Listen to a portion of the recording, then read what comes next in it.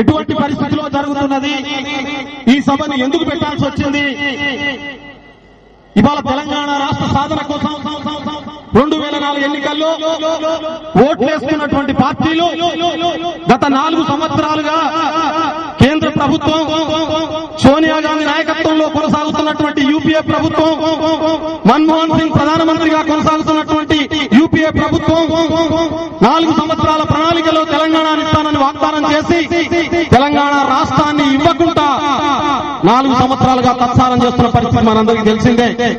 అయితే అదే కాంగ్రెస్ పార్టీలో ఉంటూ తెలంగాణ ఓట్ల పేరు మీద మేము గెలిచాం కాబట్టి తెలంగాణ రాష్ట్రాన్ని ఇవ్వాలని చెప్పి పార్టీలోనే 2 గ్రూపులుగా తీసుకొచ్చి పోరాటం చేస్తామని చెప్పి ఉప్పనూతల పురుషోత్తం రెడ్డి గారు, వెంకటస్వామి గారు, అదేవిధంగా చాలా మంది కాంగ్రెస్ నాయకులు పోరాటాన్ని చేస్తున్నాం.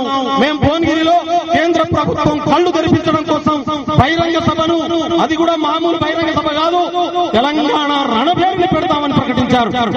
మేమనుకున్నాం మా ముసలోళ్ళకి కోపం వచ్చింది, యువ రక్తం పోయింది.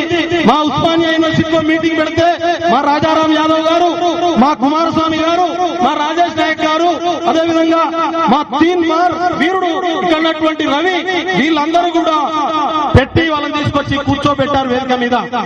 ముసలోళ్ళు మాట్లాడుతుంటే ఇక జోస్ వచ్చింది కదా, మాకు జోసే కాదు, మేమనుకున్నాం పౌరుషం అంటే గిరిజన తెలంగాణ పౌరుషం అనుకున్నాం.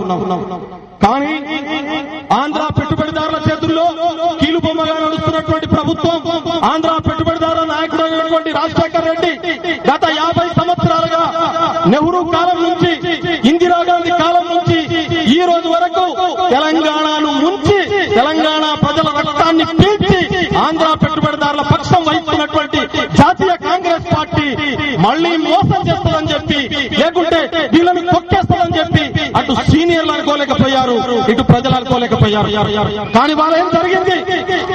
ఆత్మగౌరవాన్ని నిలబెడదామని చెప్పి బయలుదేరినటువంటి వాళ్ళు వెనక్కి జరిగారు, ఢిల్లీకి సోనియా గాంధీ దగ్గరికి పోయారు. ఏం మాట్లాడినో బయటకు వచ్చామన్నారంటే సోనియా గాంధీ తెలంగాణకు అనుకూలంగానే ఉన్నది.